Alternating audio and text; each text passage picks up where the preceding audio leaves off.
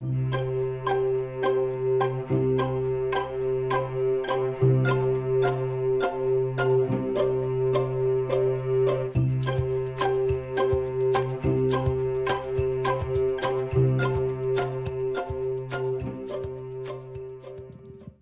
à tous.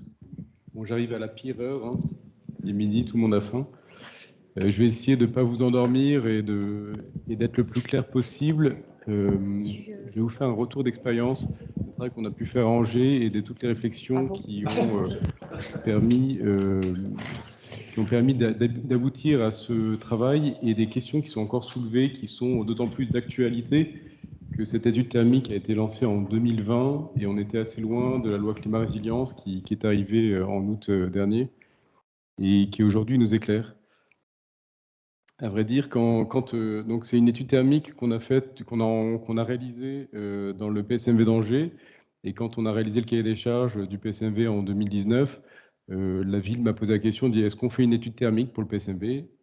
J'étais un peu surpris de la question, puis j'ai réfléchi, dit c'est une bonne idée, et en fait heureusement qu'on l'a fait parce que ça nous ouvre beaucoup de choses et ça nous éclaire sur beaucoup de points. Je vais vous faire donc une présentation d'abord, et j'en suis désolé, mais je pense que c'est important qu'on passe par là, du système réglementaire de la loi climat résilience, des obligations qu'il y a aujourd'hui pour contextualiser un peu les choses et mettre en perspective tout ça. Donc je vais essayer ça va être un peu juridique. Alors je ne suis pas juriste, mais on a travaillé avec un service juridique pour obtenir cette note de synthèse. Et puis après, je vais vous présenter les différents éléments et sur lesquels je vais essayer d'illustrer aussi par rapport aux enjeux qui dépassent un peu Angers, même largement Angers. La première chose, pour repartir sur les enjeux, merci pour le Centre Val-de-Loire pour cette photo qui illustre un peu les enjeux qui sont en place, où effectivement la rénovation thermique dans le bâti ancien aujourd'hui est dirigée souvent dirigée par des BET thermiques qui sont plus ou moins formés avec des approches assez inégales et qui déroulent systématiquement des systèmes un peu systématiques et très rarement adaptés à l'ancien. On a vu des contre-exemples ce matin, mais la plupart du temps, on est sur un systématisme qui a davantage comme objectif de remplir à des objectifs réglementaires de BET, de subventions, que à des performances. Donc ça pose un grand problème. On peut voir beaucoup d'exemples déjà mis en œuvre la plupart du temps en dehors des espaces protégés, mais pas que. Les enjeux qu'on a pu identifier par rapport à ça sont de 4 ordres principaux. Le premier, c'est sur la consommation des ressources. Effectivement, dans un bâti ancien, on a des inerties, on a des qualités, on a beaucoup de qualités dans le bâti ancien, on va dire avant 1945, sur les murs en pierre, qui offrent une très grande inertie dans les maçonneries, souvent, qui sont des maçonneries souvent de plus de 50 cm d'épaisseur, et qui ont déjà une assez grande inertie. Et ce à quoi, en fait, les bureaux d'études rajoutent systématiquement une isolation par l'extérieur ou par l'intérieur, non pas par performance, par recherche de performance, mais par recherche de remplir l'un des lots demandés dans les rénovations thermiques, dans les DTU notamment.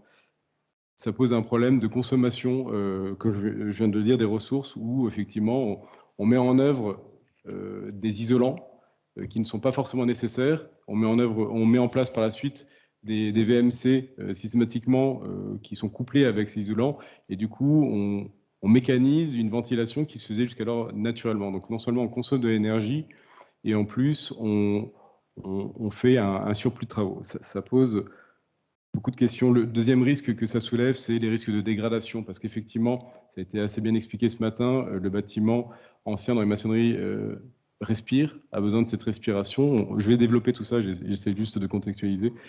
Le bâtiment respire avec notamment un principe de vapeur d'eau, un système hydrique des maçonneries qui a besoin de sortir, et les isolants, les personnes qui font des isolations nous expliquent assez bien que ce sont des isolants qui respirent, qui laissent passer l'air, mais qui ne laissent pas passer la vapeur d'eau. Donc on se retrouve sur des points de rosée qui sont sur les façades et des dégradations qui non seulement sont accentuées dans certains cas de figure et sont aggravées, et encore plus quand on est sur des structures bois, ce qui risque de nous amener à une dégradation assez importante de nos villes et le fait que ces structures extérieures viennent masquer, ça masque aussi les signes avant-coureurs. Donc ça soulève quand même beaucoup de questions. Le cadre de vie, je pense que tout le monde est conscient ici, je ne vais pas en rajouter, c'est absolument dramatique ce qui s'annonce. Et puis, il y a aussi un sujet qui est important, c'est que ce principe de généralisation des isolations par l'extérieur remet également en danger les métiers du patrimoine, où on se retrouve alors qu'on pouvait avoir potentiellement des artisans, des maçons, des tailleurs de pierre, des menuisiers aussi, dans certains cas, des charpentiers. On va se retrouver sur des entreprises qui viennent refaçader, encapsuler ces architectures à la place d'autres métiers du patrimoine qui sont vraiment très clairement menacés sur ce. Donc voilà, je vais juste insister un peu sur le risque aussi sur les savoir-faire qui est soulevé par cette question. Alors pourquoi cette question est aussi importante aujourd'hui? Juste un point sur la loi climat-résilience qui a été votée en août 2021 et les objectifs de cette loi. Les objectifs de cette loi, c'est la rénovation thermique de 500 000 logements par an. Il paraît que c'est passé à 700 000. Donc 700 000, ça fait, vous faites le calcul, hein, par département, ça fait 2500 à peu près rénovations, si on considère que le patrimoine, c'est un tiers à peu près du parc immobilier français. Donc 2500 rénovations par an, par département, c'est considérable. Et c'est des choses qui sont en train d'aboutir. Il y a deux leviers. Il y a le levier d'un fonds de travaux, un fonds incitatif important. Et puis, il y a un levier aussi de sanctions qui est mis en place pour pouvoir avancer. Ce levier de sanctions, il a déjà été mis en place depuis cet été, depuis le 22 août 2022, qui fonctionne, je vais vous montrer, mais qui est déjà extrêmement en place et qui s'applique d'abord par les propriétaires bailleurs. Alors, les propriétaires bailleurs ont depuis le 22 août l'obligation soit de partir sur une rénovation thermique importante pour atteindre la classe A ou B, ou alors ont, à partir de cet été, les loyers qui sont tous gelés. Alors c'est très important, hein, il faut vraiment qu'on les tous en tête, je pense que beaucoup d'entre vous l'ont déjà bien en tête, mais on les loyers qui sont bloqués et ne peuvent plus augmenter leur loyer et en 2025 n'auront plus la possibilité de louer ces logements s'ils n'atteignent pas le seuil A ou B en performance thermique. Et là, on parle de l'ancien, donc c'est des choses qui sont déjà en cours, qui sont déjà en place et qui aujourd'hui concernent l'ensemble du territoire. C'est ce levier d'évolution thermique. Donc il y a une échéance qui était déjà cet été, donc août 2022, une prochaine qui va geler complètement l'allocation de ces logements au 1er janvier 2025. Et puis on va avoir une évolution en 2028 et 2034 avec un durcissement de plus en plus important de ces exigences thermiques. Et ça, sans aucune différenciation qui se fait entre le bâti ancien et le bâti contemporain.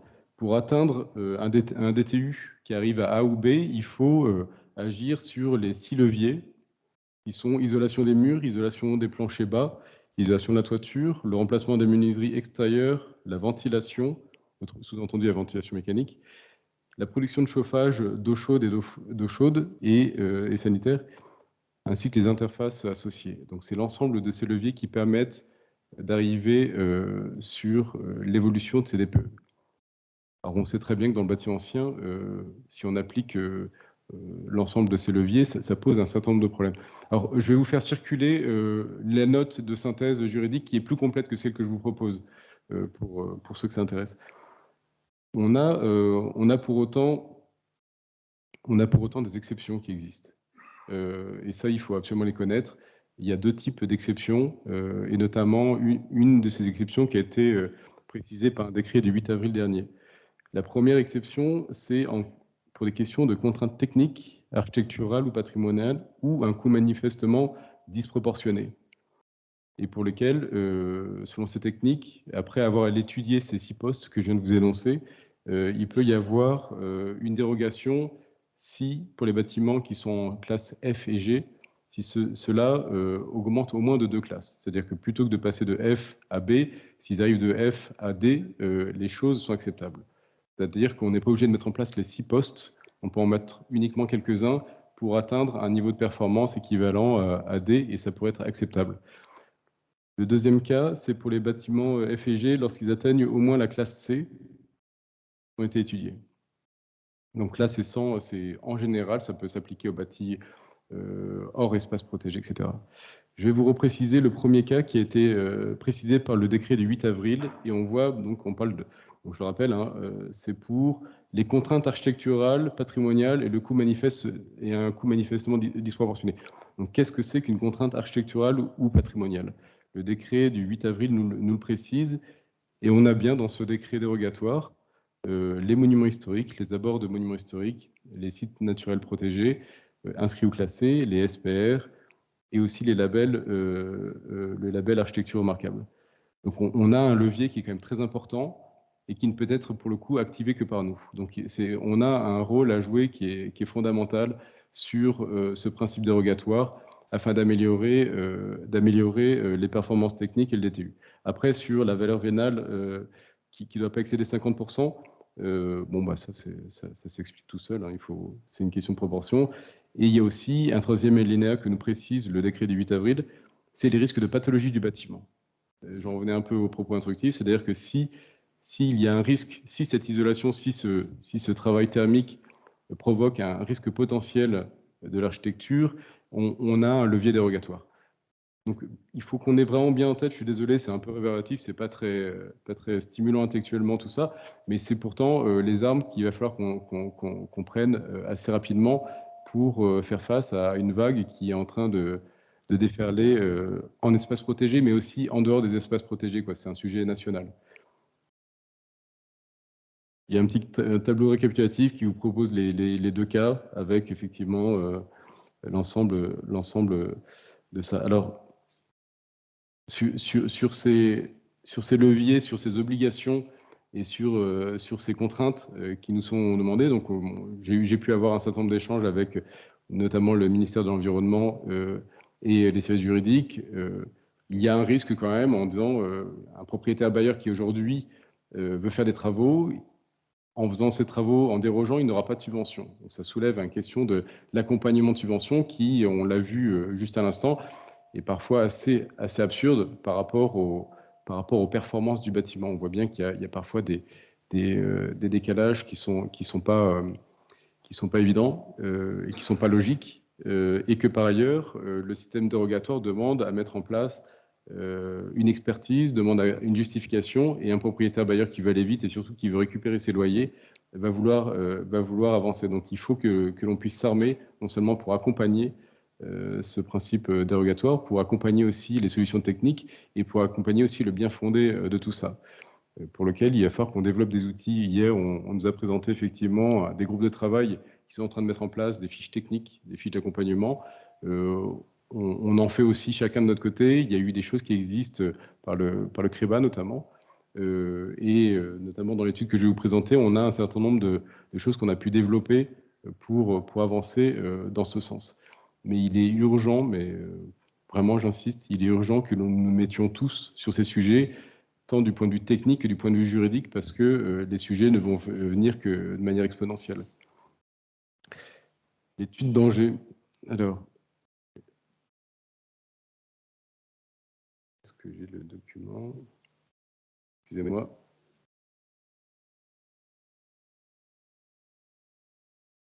Alors, Céline Viau, qui a piloté cette étude avec le bureau d'études WIPO, bureau d'études thermiques, n'a pu être là, on vient de le dire, c'est un peu dommage, mais on a pu travailler dans le cadre du PSMV d'Angers pour, excusez-moi, je suis monotâche, je n'arrive pas à faire des choses là, pour mettre en place ces outils d'accompagnement qui font l'objet de fiches et d'une application réglementaire au sein du PSMV qui permettra notamment d'ouvrir un certain nombre de dérogations par rapport à ça et pour autant de trouver une vraie performance thermique. Donc c'est une étude thermique qui se fait en plusieurs volets. Le premier, c'est sur une étude du contexte, effectivement, la thermique. C'est pas uniquement l'accumulation de dispositifs, c'est vraiment une approche globale qu'il faut avoir sur l'architecture, mais aussi sur l'urbanisme. Donc le premier des piliers de cette étude, c'est l'étude et l'approche globale urbaine. Deuxième étude, c'est on a pris 10 études de cas en temps réel. C'est intéressant ce qu'on a vu ce matin parce que c'est exactement la même approche, c'est-à-dire qu'il y a 10 bâtiments allant du pan de bois 15e jusqu'au bâti des années 60, dans lequel on a mesuré, le bureau d'études a mesuré la consommation d'énergie, le ressenti des habitants, les fonctionnements, l'architecture, pour en tirer les points de faiblesse, les qualités, et en définir un certain nombre d'actions à mener, identifiées sur trois piliers. Le premier, c'est sur effectivement l'architecture, le deuxième, c'est sur les systèmes, et le troisième, c'est sur les éco-gestes. On a un peu assisté en disant, en refixant au travers de ces études les objectifs qui sont la valorisation du patrimoine et de l'architecture, la préservation de certains éléments de décor, mais aussi potentiellement de menuiserie, et éviter l'isolation, notamment des murs, la plupart du temps. Donc on a pu, en évitant l'isolation des murs, en préservant dans certains cas de figure les menuiseries, trouver des solutions très acceptables de performance thermique et très efficaces avec pas mal de leviers qui existent. Et puis, le troisième partie de cette étude, c'est sur les fiches actions qui, elles, sont très, très généralistes, qui fait une synthèse un peu de tout ce qui existe et qui, vous allez voir, repermet de bien comprendre les systèmes de l'architecture qui sont vraiment des systèmes qui sont très généraux et qui ne faut surtout pas isoler les uns des autres. Alors, il y a 140 pages, je ne vais pas toutes les faire. Je vais aller à l'essentiel. Alors, d'abord, sur les éléments de contexte, effectivement, c'est assez intéressant parce que il est bien dit qu'effectivement, une architecture, selon si elle est exposée dans une rue étroite, dans une rue large, sur une façade ensoleillée, à côté d'un arbre ou sur une place minérale, les enjeux ne sont pas du tout les mêmes. Donc, il rappelle des choses qui sont assez généralistes. Et puis, après, avec une étude typologique sur les vents dominants, sur la largeur des rues, sur l'ensoleillement en fonction des orientations. Là, on est sur le PSMV, on est quand même sur 200 hectares, sur lequel le travail et les grandes structures ont pu être faites. Après, sur la densification des îlots, selon si on est sur des îlots médiévaux, si on est sur des îlots 19e plus aérés, sur la ville, qui s'est reconstruite notamment au 19e siècle, on peut voir l'impact de la compacité ou au contraire des grands îlots beaucoup plus aérés et ce qui définit quand même des grandes orientations. C'est des choses c'est pas une étude qui est non plus énorme, mais qui permet de donner des grandes orientations et de bien comprendre les logiques avec ce que peut apporter le végétal, tant dans l'ombre que ça produit, mais que dans le renouvellement d'air, du dioxyde de carbone, mais aussi la gestion de l'humidité, les principes d'îlots de fraîcheur, ou au contraire des îlots de chaleur, selon la minéralité, ou au contraire la perméabilité de ces îlots. Selon les grandes typologies, là par exemple, on a plutôt une typologie de couvents qu'on a dans certains endroits à Angers, des grands couvents très paysagers, qui ont des qualités, mais aussi des inconvénients sur les développés de façade, les expositions au vent, les expositions au pont thermique et à l'ensoleillement. Donc voilà, il y a pas mal de typologies qui sont faites et qui sont décrites. Notamment, là, on est sur un grand ensemble qui a été fait par l'architecte Mornay, qui est un architecte de la seconde moitié du XXe siècle, et qui reprend un peu des thématiques qu'on vient d'évoquer à l'instant, sur des façades rideaux, mais aussi sur le rapport à son contexte, aux arbres, aux parties qui sont minérales et au principe d'accélération du vent dans les rues étroites, et qui sont quand même des facteurs à prendre en compte, notamment dans les études thermiques. Donc l'urbanisme est aussi un facteur thermique assez important. Après, bien sûr, les modes constructifs, avec une étude analytique sur les différents modes constructifs que l'on peut avoir, les qualités, la mitoyenneté, les pleins et vides, les difficultés, par exemple la déperdition énergétique due au grand volume très pentu des architectures médiévales qui ont des pentes à plus de 50 degrés, 60 degrés, la complexité notamment dans ces architectures en pierre sur l'isolation des volumes avec des tourelles, des toitures extrêmement complexes. Comment on isole ça? Comment on arrive à ne pas créer de rupture architecturale? Et puis aussi les qualités, les épaisseurs des murs, la très très grande inertie. Le rapport plein-vide qui est plutôt équilibré avec un vide qui est plutôt réduit par rapport à un plein, donc avec des qualités notamment en chaleur d'été, mais aussi en chaleur d'hiver. Voilà, on a tout un ensemble de typologies qui sont qui sont présentées, et puis après les études de cas. Donc les études de cas, on a voilà, les 10 typologies qui sont présentées de la maison en pan de bois, mitoyenne, étroite, qu'on a dans quasiment toutes les villes et les faubourgs, la maison mitoyenne en pierre, la maison bleue, pardon, pas la maison bleue, la maison d'Adam, qui est une maison en pan de bois 15e, qui fait l'angle et qui est très exposée, c'est vraiment un cas spécifique. L'hôtel particulier en pierre, qui lui fait un angle aussi, donc il n'a des mitoyennetés que sur les deux, alors que là, on a aussi étudié un hôtel particulier de la même époque, mais qui lui est mitoyen sur les deux parties, donc avec un fonctionnement qui est différent. Et puis après, les maisons de ville, les petits hôtels de ville, les petits hôtels particuliers qui sont la plupart du temps mitoyens ou avec des grands développés de façade. Comment ça fonctionne quand il y a des adjonctions en béton? Quand au contraire, on est sur un volume très, très homogène. Quand on est sur cave, quand on n'est pas sur cave. On a effectivement, après, les grands immeubles. Comment on travaille sur un immeuble en plusieurs appartements avec des systèmes de chauffage qui sont centralisés. Quand on est sur un immeuble très exposé, dans une rue, dans un carrefour, avec des pièces traversantes. Et puis quand on est dans un immeuble en béton, par exemple, ici, avec un développé de façade assez important. Et on a étudié aussi des équipements, parce que les équipements, là on est sur un hôtel ici, et là on est sur une crèche qui est en béton. Comment le fonctionnement, l'usage change, et comment agir sur ces sujets. Donc, je ne vais pas vous présenter toutes les études de cas, ça serait beaucoup trop long. Mais déjà, peut-être la maison en pan de bois. On voit effectivement, il y a une petite étude historique sur la datation, la surface, son positionnement dans le tissu urbain, l'usage aussi. Là, ici, c'est un hôtel, une maison en pan de bois qui est chambre d'hôte. Et du coup, l'usage n'est pas le même, parce qu'on est sur des personnes qui sont sur des logements qui sont à court terme, et ce qui fait qu'ils ont une exigence de chauffage et des usages qui ne sont pas du tout les mêmes que des personnes qui sont à plus long terme. Là, on voit par exemple sur les études des plans qui ont été faits systématiquement sur les espaces chauffés, les espaces non chauffés, donc autrement dit la présence de zones tampons, et puis ont été déduits les qualités et les faiblesses sur les structures, par exemple sur les isolations. Là, il y a une faiblesse sur l'isolation des toits, sur les systèmes de chauffage, et avec un petit schéma ici sur les déperditions thermiques. On voit effectivement, on a 20% de toiture, 25% par rapport au renouvellement d'air, ça passe aussi par un problème d'isolation des cheminées. Sur les menuiseries vitrages, donc là en l'occurrence on est sur des vitraux, et puis 15% sur les espaces tampons.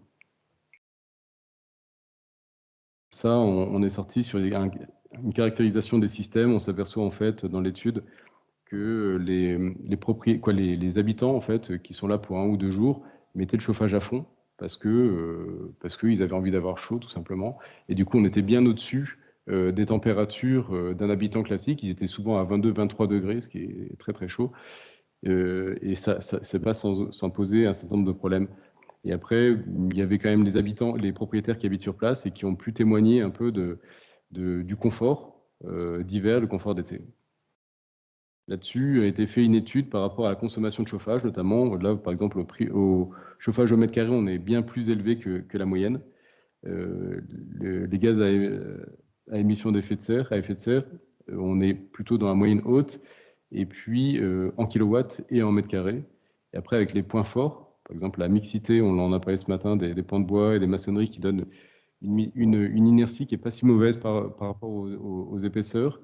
Les points de faiblesse, les endurciments sur la façade sur cour qui crée un principe de mur froid, et puis le niveau de chauffage dont on a parlé. L'importance des éco-gestes, donc les actions, on parle des éco-gestes, donc ça c'est des fiches qui sont un peu systématisées, et puis après les actions sur les systèmes. Donc sur les actions pratiques, par exemple préserver les espaces tampons, donc les cages d'escalier, l'utilisation des volets et des rideaux, c'est parfois simple sur le système. Gérer la température ambiante, ce qui est proposé dans la page suivante, c'est d'avoir un robinet thermostatique fixe que les habitants ne peuvent pas moduler, ce qui permettra d'avoir une meilleure gestion, une constance. Ce n'est pas un investissement énorme, mais ça sera un des gains très important. L'isolation des systèmes, c'est très important aussi, on va le voir tout à l'heure. Bien isoler les conduits de cheminée, mais aussi les tuyaux, par exemple, de chaudière pour aller entre la chaudière jusqu'aux appartements.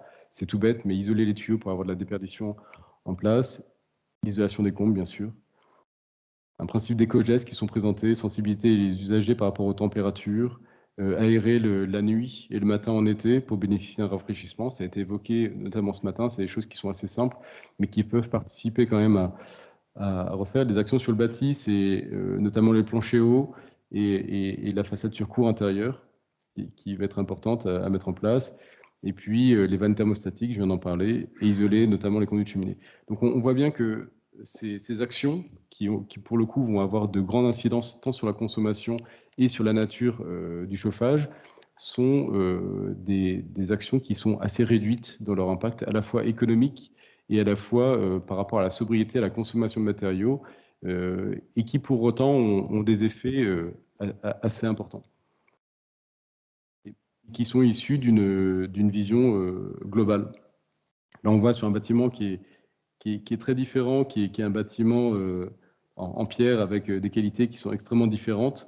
Là, la difficulté qu'on avait, c'était d'avoir un très grand bâtiment qui était occupé uniquement par 2 personnes et pour autant qui chauffait l'intégralité du bâtiment. On voit bien qu'il y a un côté un peu absurde et du coup de bien recentrer plutôt que de changer systématiquement les fenêtres, peut-être se poser la question de l'usage, de savoir l'hiver, qu'est-ce qui est vraiment nécessaire à chauffer, pour quel usage, et d'avoir une gestion plus globale. Et en fait, les préconisations étaient assez simples, c'était de mettre des...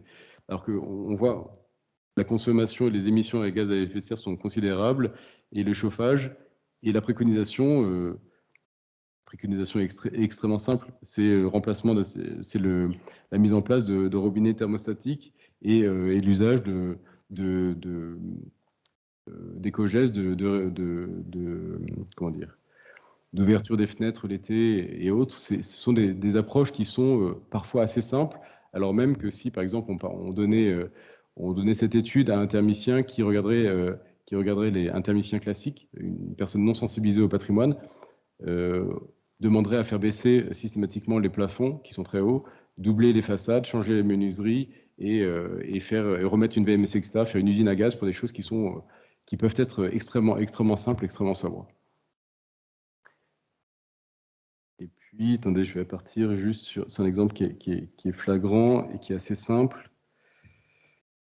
Et on est, attendez, je vous lance, voilà.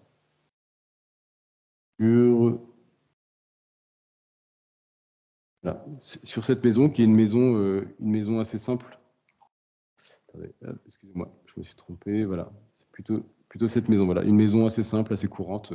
La maison de ville de base qui a été construite au 19e siècle avec des murs d'une épaisseur de 60 cm environ et d'une extension en béton à l'arrière pour mettre les, les, euh, les sanitaires. Et on voit bien qu'aujourd'hui, il y a des performances qui ne sont pas si mauvaises que ça et que la principale préoccupation, c'est d'avoir non pas un changement, il y a une chaudière qui a été remplacée récemment, qui est performante, qui n'est pas optimale, mais pour lequel, dans les préconisations qui sont faites, c'est de repartir sur une isolation d'abord de la partie arrière qui est en béton, qui, elle, crée un effet de paroi froide assez importante, un effet de sensation de froid qui est très important dans le ressenti des habitants, et puis un complément de chauffage par notamment la mise en place d'un insert ou d'un poêle à bois pour permettre d'avoir une meilleure gestion de l'hygrométrie des espaces, mais aussi pour avoir plus de performance par rapport au ressenti. Ce qui est intéressant aussi, c'est qu'on s'aperçoit que l'une des grandes déperditions se font entre l'espace tampon et les portes, les pièces à vivre qui sont dans le salon et la salle à manger où la personne voulait absolument changer sa porte d'entrée. Ce qui a été préconisé, c'est plutôt de mettre des isolants en pied de porte entre la zone tampon ici et les espaces de vie pour pouvoir éviter d'avoir des déperditions trop importantes et que ce renouvellement d'air qui se fait par la cage d'escalier aussi a des qualités. La porte patrimoniale est intéressante, mais crée aussi des qualités par l'effet de zone tampon qui permet un renouvellement d'air sans être un renouvellement d'air directement vers l'extérieur, mais vers une zone plus tempérée, que ce soit l'hiver ou l'été, et du coup d'avoir moins de déperdition de froid ou de chaleur si on est en été ou en hiver. Donc c'est des choses qui sont assez simples et qui pour autant sont assez efficaces sur le bâti. Je vais passer directement à la troisième partie.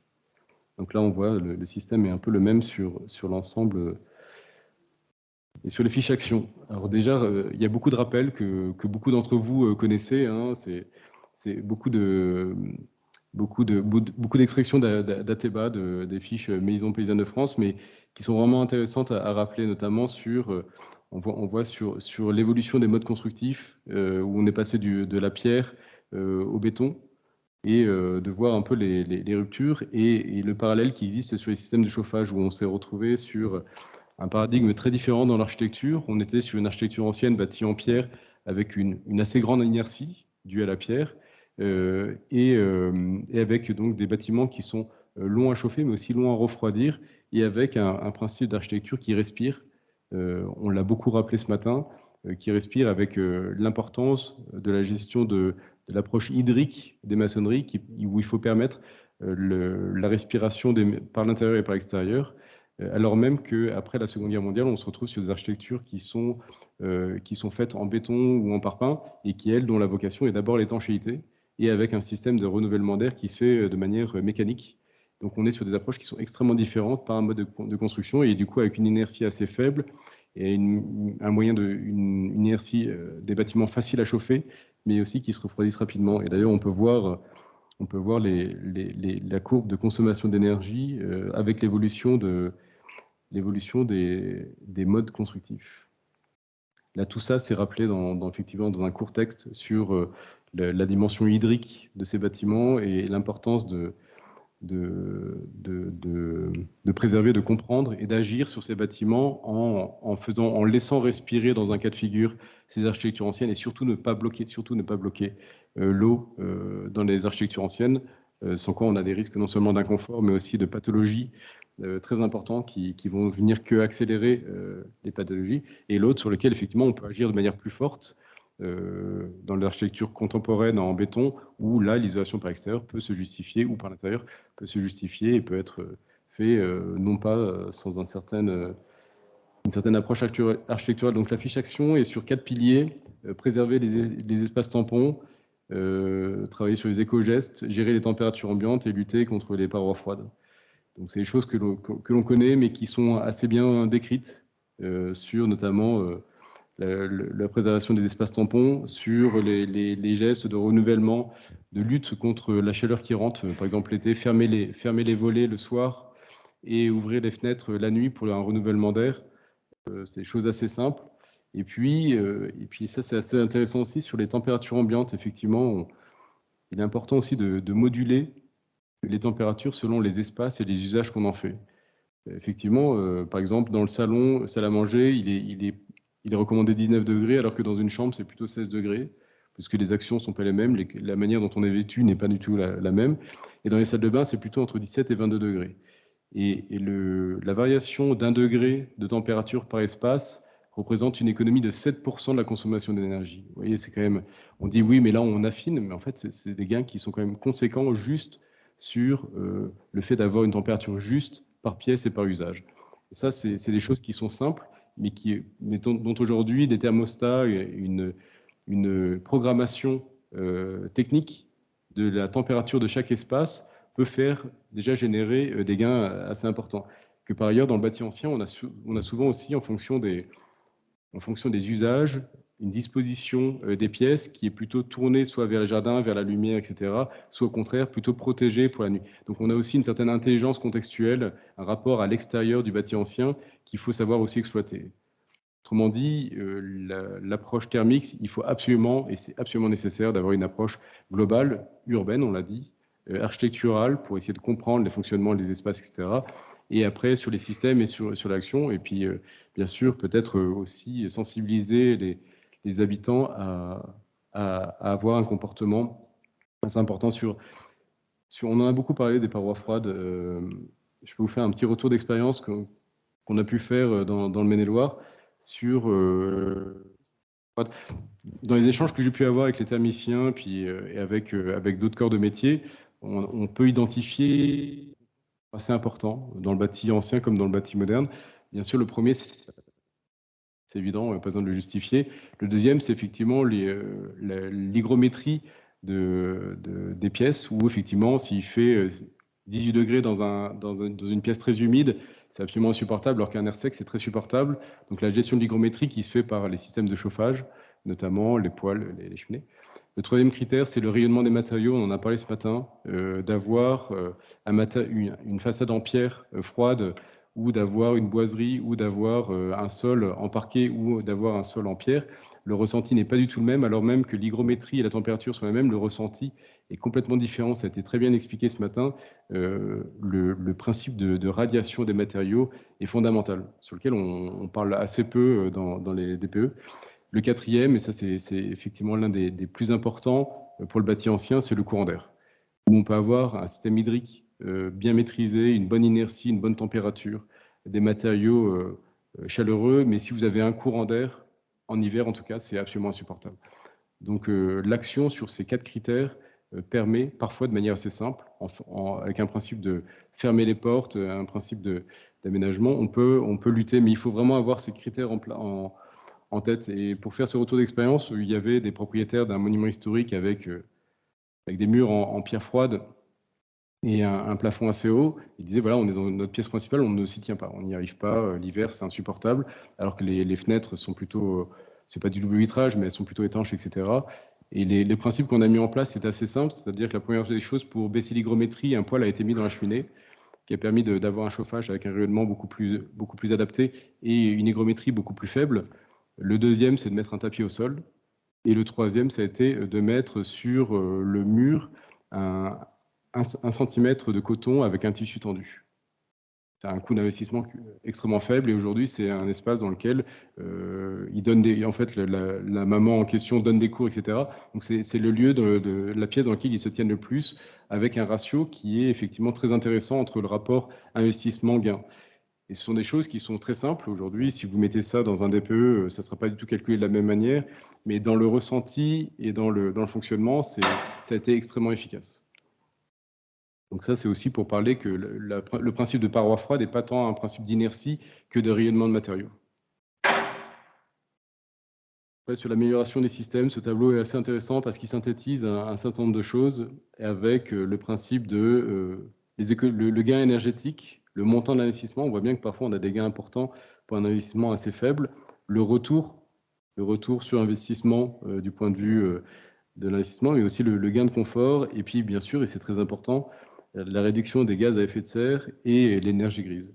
Bon, l'avantage du bâti ancien, c'est que on est sur beaucoup de matériaux biosourcés avec un impact carbone relativement faible. Et puis après, là, c'est assez intéressant, c'est un tableau comparatif sur les systèmes de chauffage, les avantages et les inconvénients. Et puis, je ne détaille pas sur l'ensemble des systèmes qui sont étudiés les uns après les autres, avec les bonnes pratiques, les gains, les faiblesses, sur l'ensemble des systèmes les plus répandus en France, avec aussi l'isolation des systèmes dont je vous parlais tout à l'heure. Avec aussi sur les fiches actions sur le bâti, des choses que vous connaissez tous, hein, il n'y a pas eu on n'a rien à réinventer dans cette étude, on a juste remis en avant les exemples qui sont plutôt efficaces de Maisons Paysannes de France et des actions sur les planchers bas, sur la respiration des murs, même dans certains cas où on peut isoler par l'extérieur, comment bien réaliser les choses, ne pas réduire l'ensoleillement. Il ne faut pas que l'isolation par l'extérieur arrive finalement à une baisse d'ensoleillement, ça serait contre-productif. Sur le rapport avec l'architecture, la toiture, des choses qui sont évoquées, sur aussi comment agir sur les systèmes de menuiserie.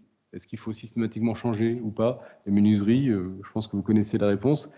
Comment on peut faire enfin, des choses qui sont assez générales, mais qui ont le mérite d'être synthétisées et mises en perspective sur une étude à l'échelle du PSMV d'Angers et dont on fera une application réglementaire qui permettra notamment de rentrer dans les systèmes de dérogation parce qu'effectivement, dans la loi climat résilience, il est écrit que les PLU ou les documents d'urbanisme sont aussi des leviers qui permettent de déroger, d'orienter pour avoir la possibilité de ne pas être considéré comme passo thermique en F et G.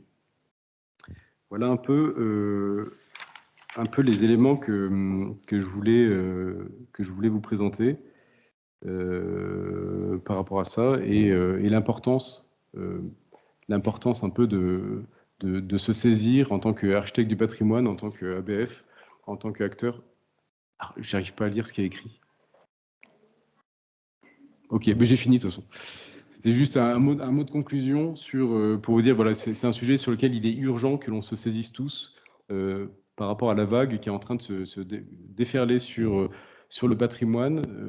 On peut parfaitement voir dans 5 ans le paysage français complètement détérioré, qu'on soit en espace protégé ou pas en espace protégé, hein, c'est très général. Si on n'est pas en capacité de répondre techniquement, de répondre juridiquement à l'ensemble de ces sujets, sachant qu'aujourd'hui, on est sur un principe de massification de rénovation thermique.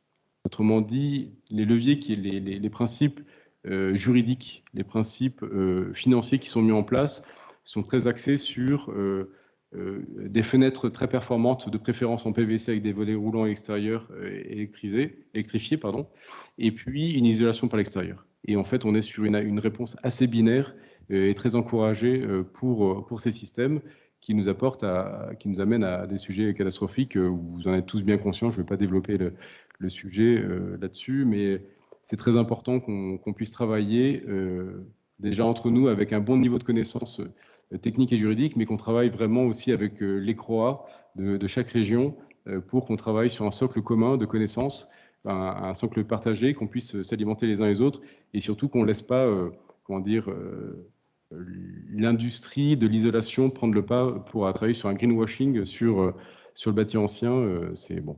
Je pense que j'enfonce des portes ouvertes parce qu'on est tous convaincus, mais en tout cas, pour le PSMV d'Angers, on a réussi à obtenir cette étude qui nous a permis d'avoir un levier et une réponse technique et juridique sur ces questions. Voilà ce que je voulais un peu partager avec vous aujourd'hui.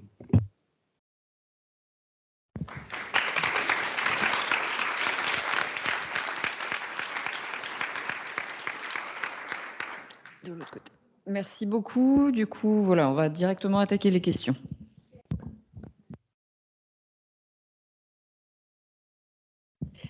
Bonjour, Adrienne Barthélémy, architecte des bâtiments de France dans le Loir-et-Cher, qui s'apprête à lancer, j'espère, la révision du PSMV de Blois. J'avais une question purement... combien ça a coûté? Et est-ce qu'on peut avoir le cahier des charges? Je sais que j'allais y arriver, mais j'ai pas le détail. Il faut que je trouve ce détail de cela. Nous, ce qu'on va faire sur cette étude et on va faire une exposition sur la rénovation thermique avec des grands principes au printemps.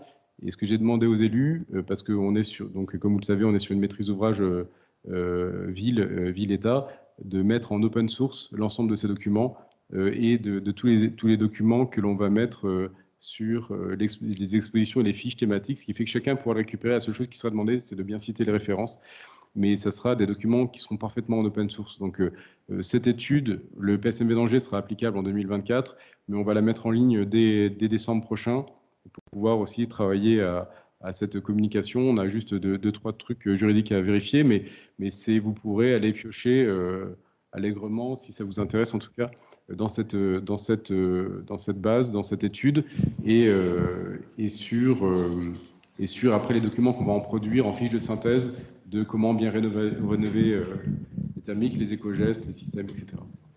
Donc, oui, désolé, j'ai pas la réponse. Oui. Question sur le SPR PSMV dont vous avez parlé tout à l'heure. Comment voyez-vous au niveau réglementaire les actions que vous avez entreprises dans cette étude? Comment passer au réglementaire? C'est-à-dire dans la partie importante, dans la partie dominante du SPR.